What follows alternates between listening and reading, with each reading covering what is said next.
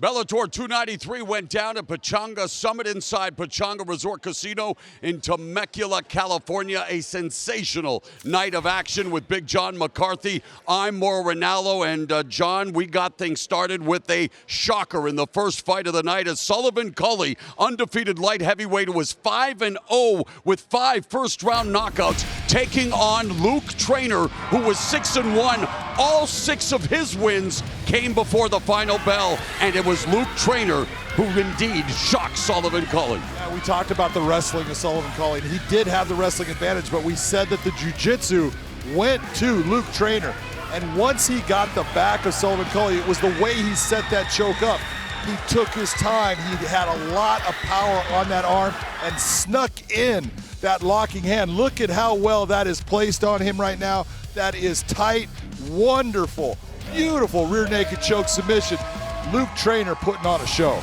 Now 7-1, and indeed putting on a show and then putting a ring on it. And yes, she said yes. So Luke Trainor with the most memorable night of his life thus far, going to 7-1, 7 finishes. Hey, 2 undefeated lightweight prospects willing to go toe-to-toe. Kid Marvelous, Justin Montalvo, Archie, King Colgan. What a night for the King. Oh my God, you take a look at Montalvo came out and was doing what he did so well, going to the body. But Archie Colgan was the guy landing the big, heavy shots, and he hurt Montalvo several times. Montalvo made his way through it. It was spectacular to see, but with one shot, Archie Colgan puts him on his butt with that right hand. Montalvo tries to come back. Colgan just starts landing big shots, and on the ground here, he starches him at one point, puts him unconscious. They stop it. That was a good stoppage and a huge win for Archie King Colgan. Then former Bellator middleweight title challenger John Salter took on Aaron Jeffrey from Canada, the Maple Leaf Mullet, 2-0 in the Bellator cage with 2 knockouts. Salter known for his grappling, his wrestling, able to take down Jeffrey and neutralize the Canuck. Yeah, if you're going to take a look at John Salter, you know, how do I beat John Salter? Well, you've got to stop the takedown.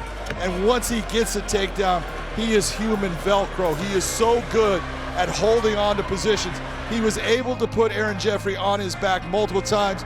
And at the end of this fight, after a win, you see John Salter retiring from the sport. He's been a great sportsman, a great ambassador for MMA. And then to determine the #1 contender for the Bellator Women's Featherweight Championship, #1 ranked Kat Zingano against #4 ranked Lee McCord. My God, did we have a grappling exchange between these two ladies. They were fantastic. Look at that takedown by Lee McCord. And every time it happened, Kat Zingano would reverse the position and get to the top and do damage. And then once she got Lee McCord in a position that was bad, here comes Lee McCord again, taking her down. See Lee McCord getting the back, and every time Kat Zingano worked her way out. It was an incredible grappling exchange, and this knee right here opened up a huge cut on Lee McCord. It was beautifully timed, beautifully placed. It was a battle back and forth, and in the end, Kat Zingano turning her way out of a body triangle. Unbelievable. She gets the win and remains #1. And she's now 4-0 inside the Bellator MMA cage. And in the main event, the heavyweights, Marcelo, Gombe, Daniel James, each sporting 4-fight winning streaks, each with 4 finishes, both unbeaten under the Bellator banner. And Gombe was fighting a perfect fight. He was being smart. He was utilizing the grappling, the kicks to the legs, everything to slow down and sap the strength of the American Predator. He was doing a great job throughout. I had him winning the first 2 rounds. Then it got to the 3rd round, and Daniel James followed his corner's instruction. He started letting his hands go. You see Gombe trying to get the clinch. He's going to try to slow this fight down, and James says no. He frames away, pushes off, and here's where he uses the power that only big heavyweights have. Look at that shot. Look at that. It is over. Daniel James lands an uppercut, a left hook, and then a right hand, one after the other, and he puts Marcelo Gombe to sleep. A 3-piece does it for the American Predator. Daniel James as he closes the show in emphatic fashion here at Pechanga Resort Casino in Temecula. Next month, we say aloha from Hawaii, Friday, April 21st.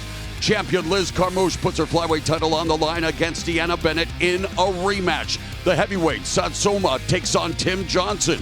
The next night in Hawaii, April 22nd, Rafion Superstats, with a career-best 11-fight winning streak, takes on Patchy Mix, who's won 4 in a row in the $1 million final of the Bellator Bantamweight World Grand Prix. Also that night, Hawaii's own former champion Lee McCord takes on top contender Kana Watanabe. That's all coming up. Bellator Hawaii, 2 fight-tastic nights, back-to-back, April 21 and 22. For more information, go to Bellator.com.